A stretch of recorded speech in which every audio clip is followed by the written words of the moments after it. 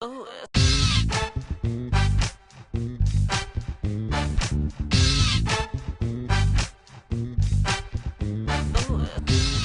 to MBA PodTV. I'm your host, Dilini Fernando. For many students, Harvard, Stanford, and Wharton represent the dream business schools. They offer the allure of prestige and professional promise.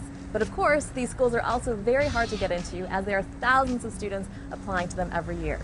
So you want to find out how to get into one of these programs? Stay with us as we show you how. Today, we'll hear from Graham Richmond, co-founder and CEO of ClearAdmit, an MBA admissions consulting company. He's going to analyze each of these schools and help you devise an application strategy.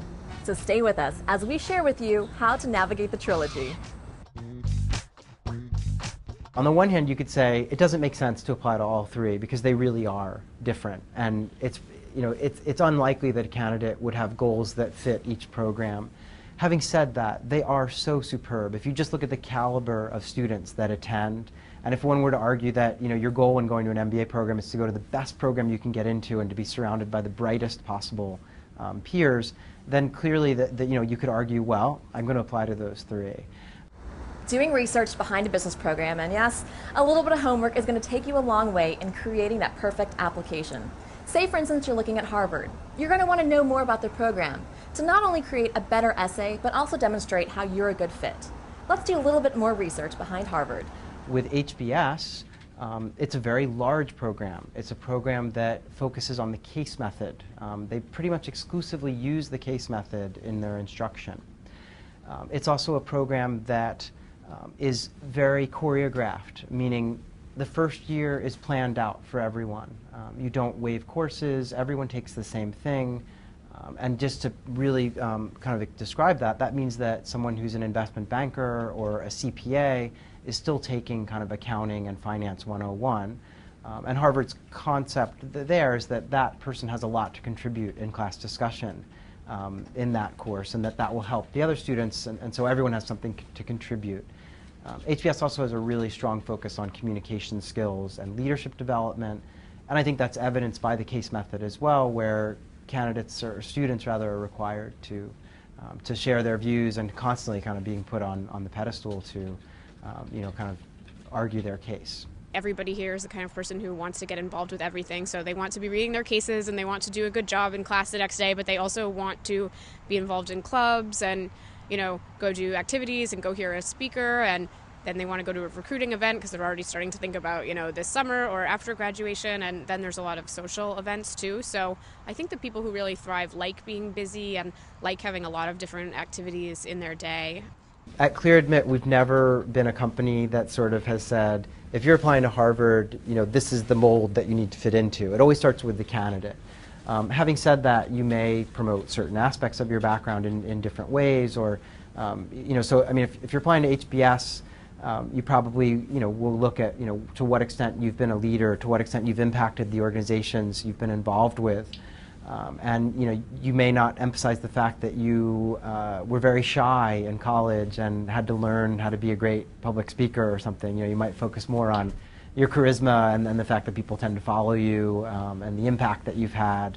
So just knowing that HBS uses the case method and really values class discussion and input should impact the way that you focus on the essays, or the way that you go about having your interview and showcasing your personality. Now, one of the things you're going to want to think about is the curriculum at the business school program you're looking at. How you want to study and how you like to learn are really important factors when creating that MBA experience. When I was looking at Chicago Booth, one of the things that drew me the most was its flexible curriculum.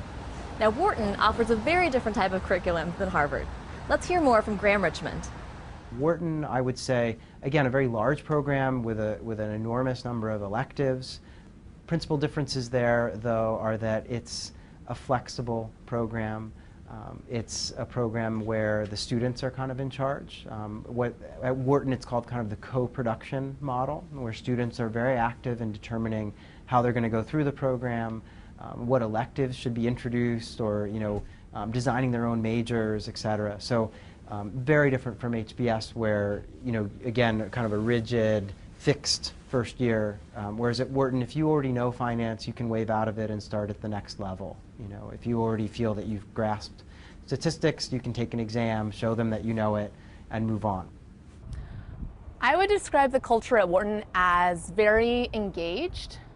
I don't think I've been anywhere where so many people care so much about what they're passionate about and also care about what others are passionate about. I think there's not a single student here who is not engaged in some way on this campus. And when you take 800 plus people who are all active citizens of their school, it's an amazing experience. The other thing about Wharton that I think is really distinct is it's a very international place. It's a kind of a real focus on kind of global business.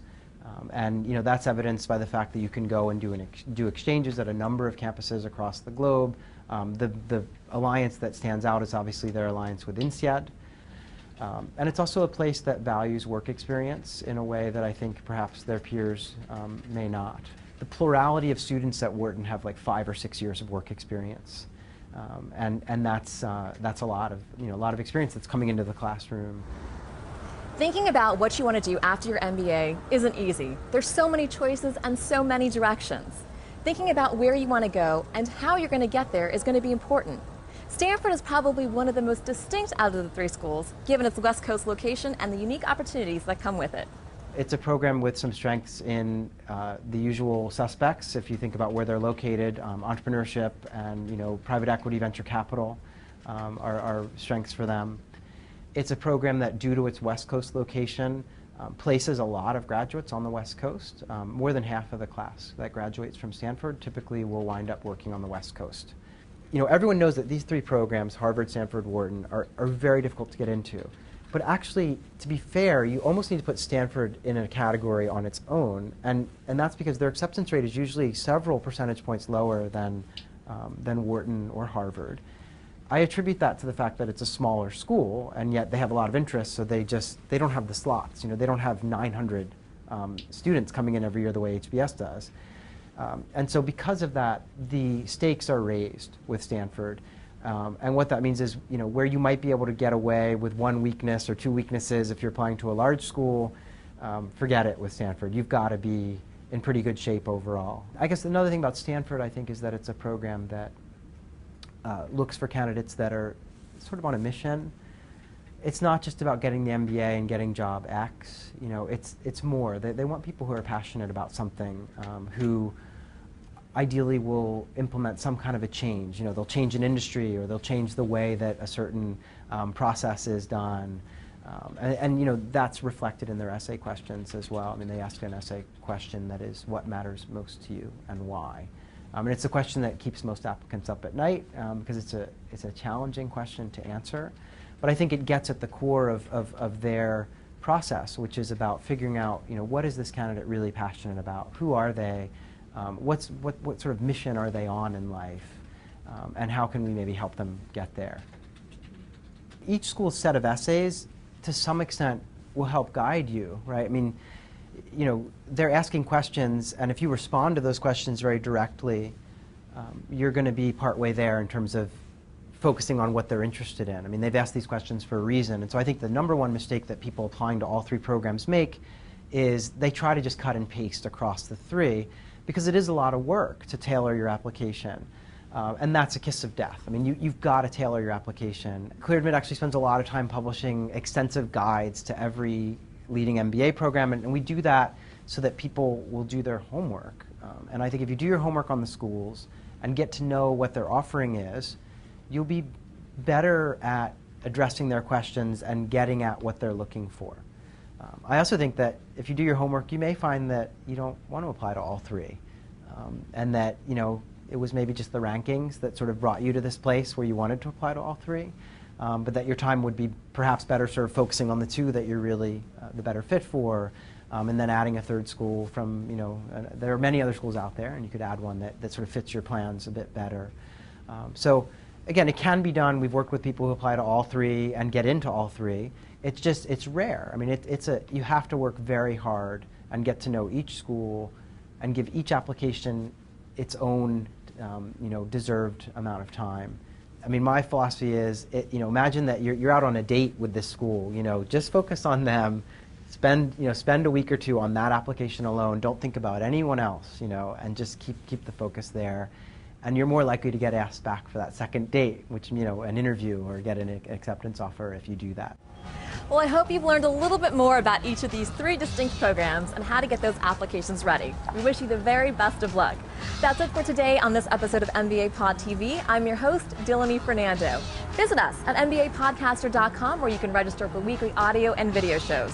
Join us on Facebook and Twitter to keep up to date with the latest news and insights on your MBA application process.